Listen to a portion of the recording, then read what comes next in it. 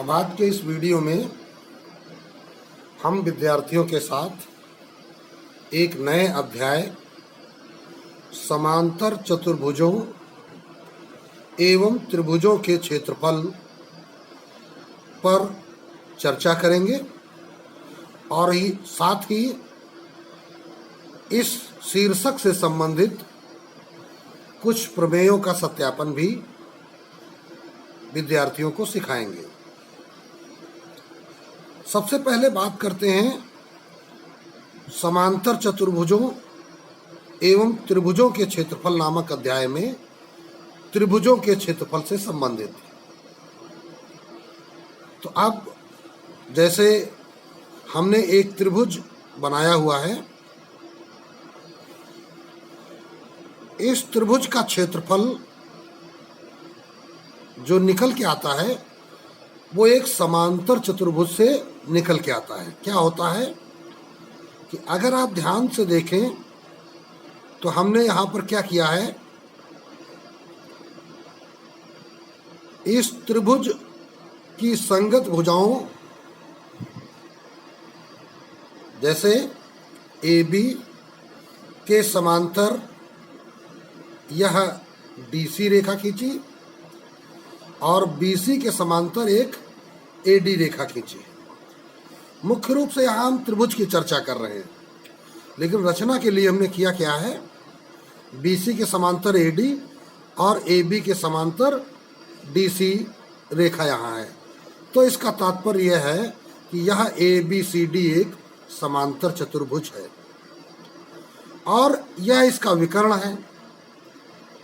पीछे हम पढ़ चुके हैं कि समांतर चतुर्भुज का विकर्ण उसे दो समान क्षेत्रफल वाले अर्थात दूसरे शब्दों में दो सर्वांगसम त्रिभुजों में विभक्त करता है।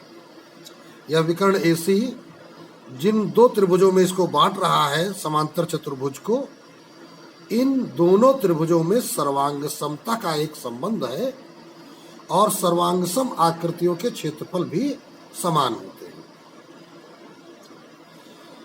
तो अब यहाँ पर जो त्रिभुज का क्षेत्रफल होगा वह इस समांतर चतुर्भुज के क्षेत्रफल का आधा होगा।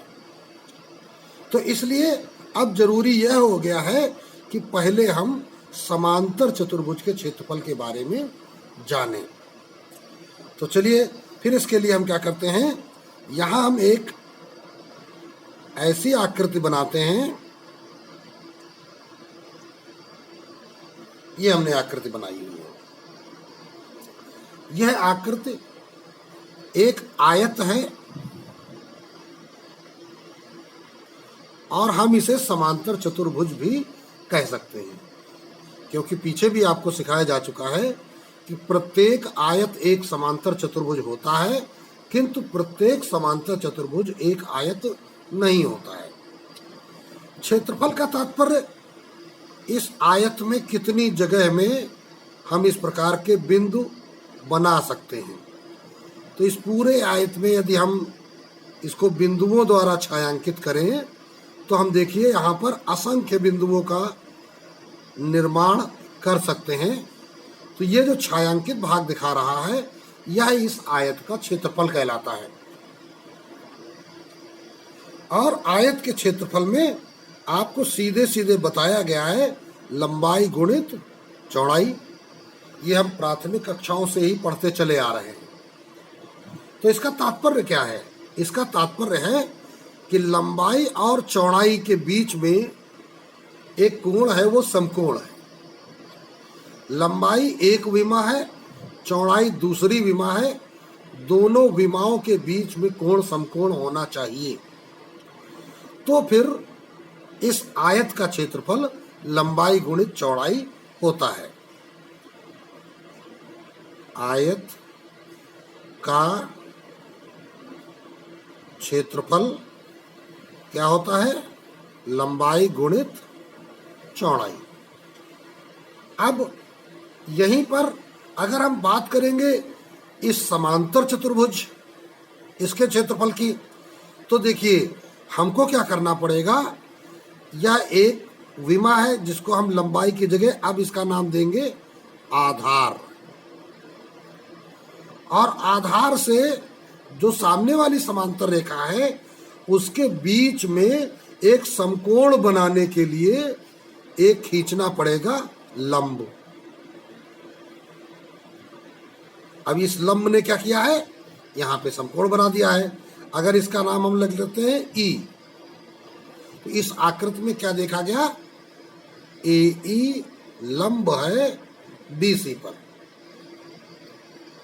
तो यहां पर जो एक आधार है, आधार के लंबवत दूसरी विमा ए ई है, जिसे हम ऊंचाई या शीर्ष लंब भी कहते हैं। ऊंचाई या शीर्ष लंब, एई जो है वो बीसी पर लंब है, तो एई को हम ऊंचाई या शीर्ष लंब भी कहते हैं। तो इस प्रकार समांतर चतुर्भुज का क्षेत्रफल क्या हो जाएगा, लंबाई की जगह क्या बन गया, आधार, और चौड़ाई क्या बन गई, शीर्ष लंब। तो आधार गुणित ऊंचाई, या फिर कह दो शीर्ष लंब, दोनों में से कोई बात कह सकते हो। तो इस प्रकार किसी समांतर चतुर्भुज का क्षेत्रफल उसके आधार और संगत शीर्ष लंब के गुणनफल के बराबर होता है। तो अतः अब हम त्रिभुज का क्षेत्रफल जब लिखेंगे, तो अभी हमने बात की थी कि समांतर चतुर्भुज का विकर्ण उसे दो समान सर्वांगसम त्रिभुजों में बांटता है, अर्थात दोनों के क्षेत्रफल बराबर होते हैं। तो इसका मतलब इस त्रिभुज का क्षेत्रफल इस समांतर चतुर्भुज के क्षेत्रफल का आधा होगा। तो हम क्या कहेंगे, आधा इंटू समांतर चतुर्भुज का क्षेत्रफल। तो अब बराबर क्या हो जाएगा, 1/2। समांतर चतुर्भुज का क्षेत्रफल क्या है, आधार गुणित ऊंचाई। तो त्रिभुज का क्षेत्रफल एक सूत्र निकल के आ गया, 1/2 आधार इंटू ऊंचाई। अब देखिए, अगर एक त्रिभुज हम ऐसे बनाएं, यह एक समकोण त्रिभुज है, हमने एक त्रिभुज बनाया, यह एक समकोण त्रिभुज है। अब समकोण त्रिभुज में अगर हम नामकरण करें ऐसे ए बी सी, तो यहां पर बी सी है आधार और ये क्या है, लंब। बीच में कोण क्या है, समकोण। अर्थात अब हमें यहां पर किसी भी शीर्ष लंब को खींचने की आवश्यकता नहीं है, स्वयं में हमें एक लंब प्राप्त हो गया है। तो इस प्रकार हम कह सकते हैं, समकोण त्रिभुज का क्षेत्रफल बराबर 1/2 आधार गुणित लंब, ये हम कह सकते हैं। ये बात जितनी समझाई जा रही है सभी विद्यार्थी बिल्कुल ध्यान से समझते जाएं। अब इसी समकोण त्रिभुज में यदि बी से कर्ण पर एक लंब डाल दिया जाए, बी डी, देखिए समकोण वाले शीर्ष से एक लंब डाल दिया गया कर्ण पर, तो अगर इस आकृति को आप घुमाएंगे तो एक क्षण ऐसा आएगा कि ये एसी बन जाएगा जमीन पर आधार, और बीडी या डीबी बन जाएगी इसकी ऊंचाई। इसको अगर आप घुमाएंगे तो एक स्थिति ऐसी आ जाएगी कि एसी आधार बन जाएगा और बीडी बन जाएगी ऊंचाई। तब यहाँ पर इस त्रिभुज का क्षेत्रफल का सूत्र एक नया और तैयार हो जाता है, 1/2 कर्ण इंटू सम्मुख शीर्ष लंब। अर्थात समकोण त्रिभुजों के हमें दो क्षेत्रफल संबंधी सूत्र याद रखने चाहिए। आगे चलते हैं, अलग प्रकार का एक त्रिभुज बनाते हैं। अब हमने एक त्रिभुज बनाया जो कि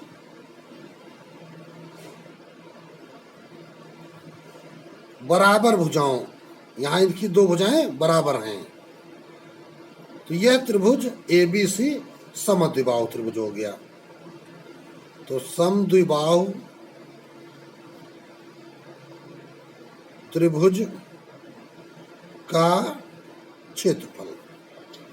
अब यहां पर क्या करना होगा, यहां पर इसका क्षेत्रफल समझने के लिए आपको यह जानकारी होना जरूरी है कि समद्विबाहु त्रिभुज में यदि हम एक शीर्षलंब खींचें,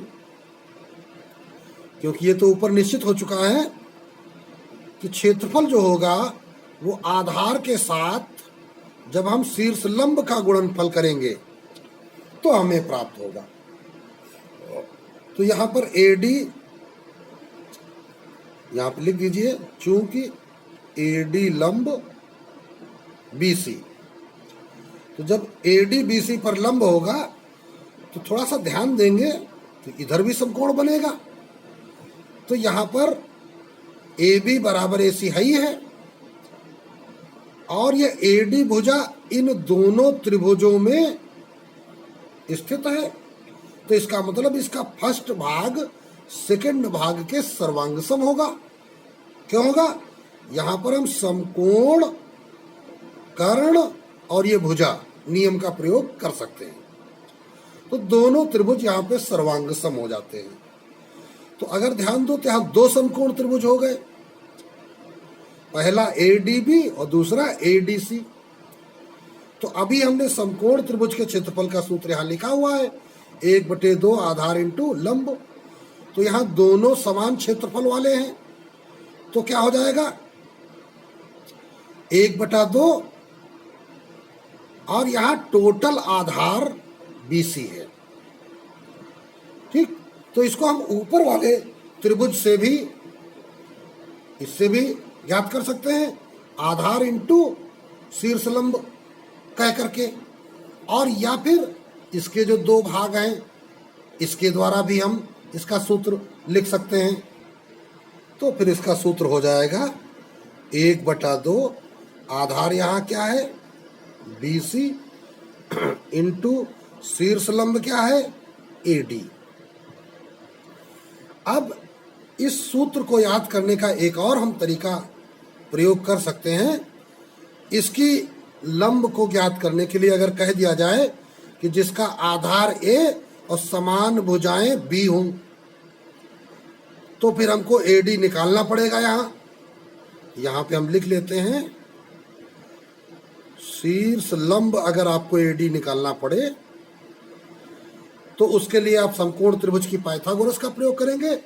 लंब बराबर √ कर्ण स्क्वायर माइनस आधार स्क्वायर। तो पूरा आधार A है तो BD A/2 हो जाएगा, A/2 का स्क्वायर। इस रूप में आप AD को निकाल सकते हैं। AD निकालने के बाद समद्विबाहु त्रिभुज का क्षेत्रफल आप निकाल लेंगे। अब आते हैं समबाहु त्रिभुज का क्षेत्रफल देखते हैं। समबाहु त्रिभुज कैसी आकृति है, इसकी तीनों भुजाएं बराबर हैं।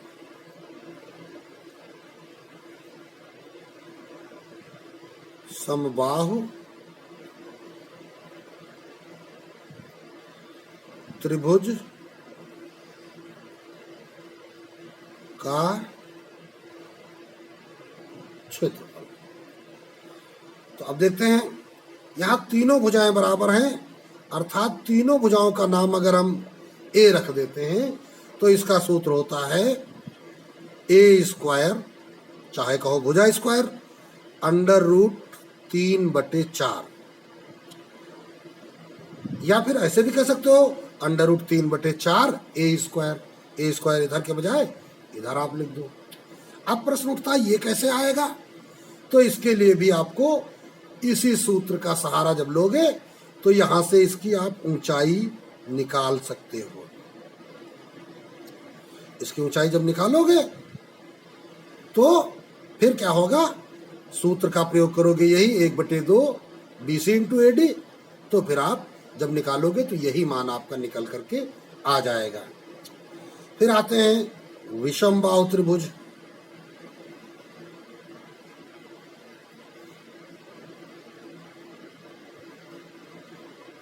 ABC में यदि भुजाएं AB तथा C हों तो अब विषम बाहु त्रिभुज का फिगर बनाते हैं।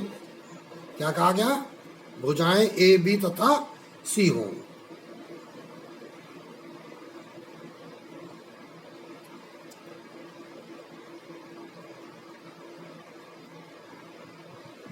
ये हमने त्रिभुज बनाया AB और C। तो हमेशा ध्यान रखिए, कोण A के सामने की भुजा को A कहा जाता है, कोण B के सामने की भुजा को B कहा जाता है। इसी प्रकार कोण C के सामने की भुजा को स्मॉल c कहा जाएगा। तो यहाँ पर इस त्रिभुज का परिमाप तीनों भुजाओं का योग होगा, A plus B plus C। ये क्या है, परिमाप। यहां पर एक हम नए अक्षर S का प्रयोग करते हैं जो कि होता है अर्ध परिमाप। तो अर्ध परिमाप का तात्पर्य क्या हो गया, अब इसका आधा करना पड़ेगा। तो अर्ध परिमाप S बराबर A plus B plus C बटे 2 तथा त्रिभुज ABC का क्षेत्रफल बराबर, यहां सूत्र बनेगा under root S minus A S minus B S minus C। इसे हम त्रिभुज संबंधी हीरों का सूत्र कहते हैं। ये विषम बाहु त्रिभुज के लिए सूत्र का प्रयोग किया गया है। तो अभी आपने समांतर चतुर्भुजों एवं त्रिभुजों के क्षेत्रफल संबंधी सूत्रों की जानकारी प्राप्त की। अब हम समांतर चतुर्भुजों में क्षेत्रफल से संबंधित कुछ प्रमेयों का सत्यापन करना विद्यार्थियों को सिखाएंगे। अब यहाँ पहली प्रमुख प्रमेय आपके सामने दी गई है। एक ही आधार और समांतर रेखाओं के बीच बने समांतर चतुर्भुजों के क्षेत्रफल बराबर होते हैं। यहाँ पर इतना जो शब्द लिखा हुआ है समान समांतर रेखाओं, यहाँ थोड़ा आपको ध्यान देना होगा। सरल भाषा में आप इसे ऐसे भी पढ़ सकते हैं, एक ही आधार और समांतर रेखा के बीच बने समांतर चतुर्भुजों के क्षेत्रफल बराबर होते हैं। तो इसका तात्पर्य क्या है, पहले फिगर बनाते हैं। एक आधार हमने ले लिया AB, इसके समांतर एक हम रेखा खींचते हैं, ये रेखा है PQ। इस PQ रेखा पर हमको बनाना है समांतर चतुर्भुजों, अर्थात एक से अधिक चतुर्भुज। तो देखिए, अगर हम AB के बराबर ये C और D ले लें, तो देखिए AB समांतर CD होगा कि नहीं होगा, AB बराबर CD होगा कि नहीं होगा। तो जब सम्मुख भुजाएं समान एवं समांतर हो गई तो ये हमारा चतुर्भुज कैसा हो जाएगा, समांतर चतुर्भुज हो जाएगा। फिर इसी समांतर रेखा पर हम दो अन्य बिंदु ले रहे हैं, E और इधर से लेते हैं E और F। इसी प्रकार ये दोनों बिंदु भी C इधर लेना चाहिए और D इधर लेना चाहिए। ऐसा इसलिए कि समांतर चतुर्भुज पढ़ते समय दिक्कत ना हो। A B C D ठीक है ना। और ए एफ और बीई को जब हम मिलाएंगे तो ए बी ई एफ दो समांतर चतुर्भुज हमारे यहाँ बन जाते हैं। तो ज्ञात है में क्या लिखेंगे हम,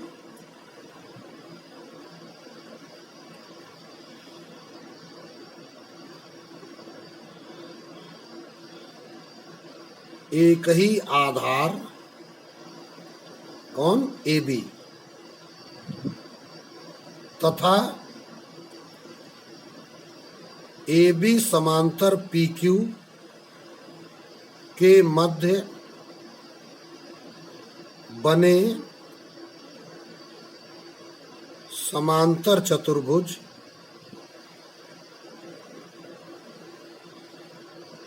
ए बी सी डी तथा ए बी ई एफ हैं। अब सिद्ध करना है।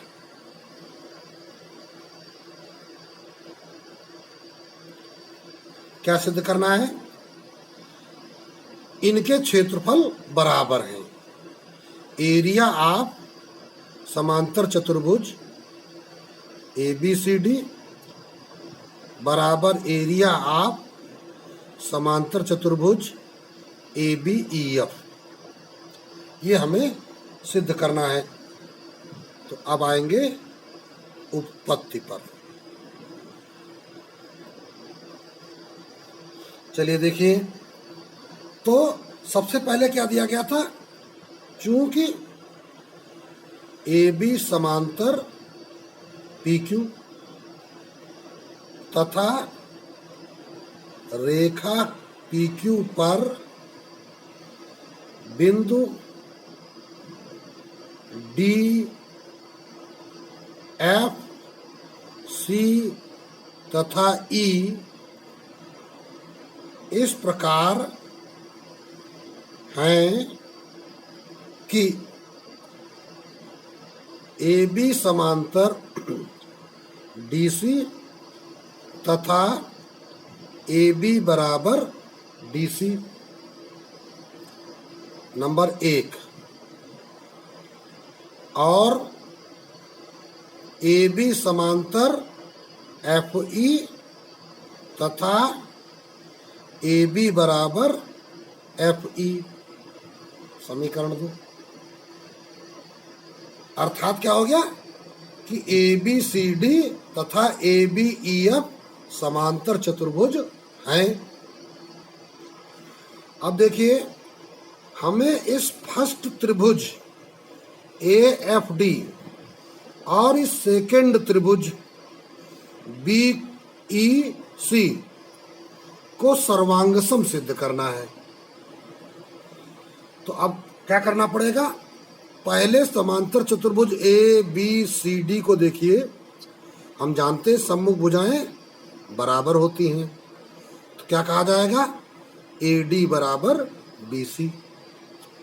इसी प्रकार समांतर चतुर्भुज, इसमें क्या कहा जाएगा, ए ई बराबर बी क्यू। ये दो बातें हो गई। तीसरी बात, ए बी और डी सी समांतर हैं, तो इसका मतलब ये देखिए संगत कोण बराबर हो गए। ठीक, ए बी और एफ ई समांतर हैं, तो ये देखिए ये दोनों संगत कोण बराबर हो गए।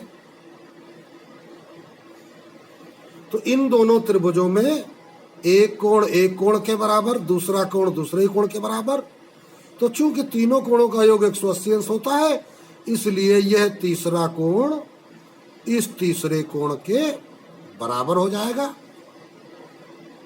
तो अब हम क्या कह सकते हैं, भुजा कोण भुजा, भुजा कोण भुजा नियम से दोनों त्रिभुज सर्वांगसम होंगे, और जब सर्वांगसम होंगे तो दोनों के क्षेत्रफल बराबर होंगे। यही प्रमुख कार्य अब हमको करना है। तो चलिए शुरू करते हैं। अतः त्रिभुज ए एफ डी तथा त्रिभुज बी ई सी में तो पहले क्या लिखेंगे, ए डी बराबर बी सी। ये क्या है, समांतर चतुर्भुज ए बी सी डी की सम्मुख भुजाएं। ठीक, इसी प्रकार दूसरी बात क्या लिखेंगे, ए एफ बराबर बीई, ए एफ बराबर बीई। ये क्या हो गया, समांतर चतुर्भुज ए बी ई एफ की सम्मुख भुजाएं। ठीक, दो बातें तो हो गई। अब तीसरा कोण ये बराबर लाने के लिए हमें इन कोणों के बारे में लिखना है। क्या लिखना है, कोण ए डी सी बराबर कोण बी सी क्यू। ठीक, क्यों, संगत कोण। ठीक, संगत कोण काहे के लिए, ए बी समांतर सी डी।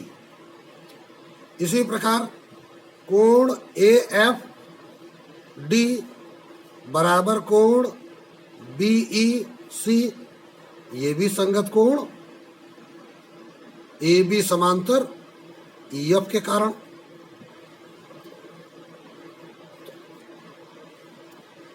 अतः कोण डी ए एफ बराबर कोण सी बी ई, कारण त्रिभुज के दो कोण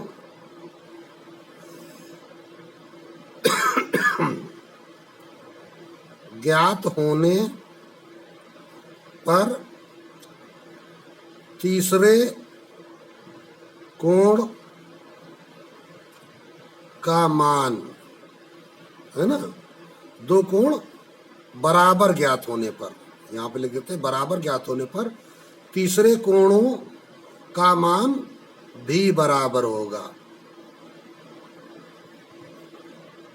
तो अब देखिए यहाँ पर तीन बातें आ गई।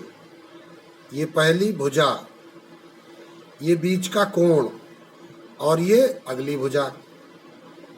तो अतः भुजा कोण भुजा, और भुजा कोण भुजा है क्या, अभिग्रहित से निष्कर्ष क्या आ गया, त्रिभुज ए एफ डी सर्वांगसम त्रिभुज बी ई सी। अतः एरिया ऑफ त्रिभुज ए एफ डी बराबर एरिया ऑफ त्रिभुज बी ई सी। अब जो तुम्हें सिद्ध करना था उस पर आना पड़ेगा। Area of A B C D, देखो ए बी सी डी, तो इसका क्षेत्रफल स्पष्ट और एक ये देखो समलंब बन रहा है, स्पष्ट और इस समलंब के क्षेत्रफल के योग के बराबर होगा। ए बी सी डी का क्षेत्रफल बराबर ए एफ डी का क्षेत्रफल प्लस इस समलंब का क्षेत्रफल। इसी प्रकार दूसरे पक्ष में आ जाओ, area of A B E F, A B E F, ये क्या है, समलंब के क्षेत्रफल प्लस इसके क्षेत्रफल।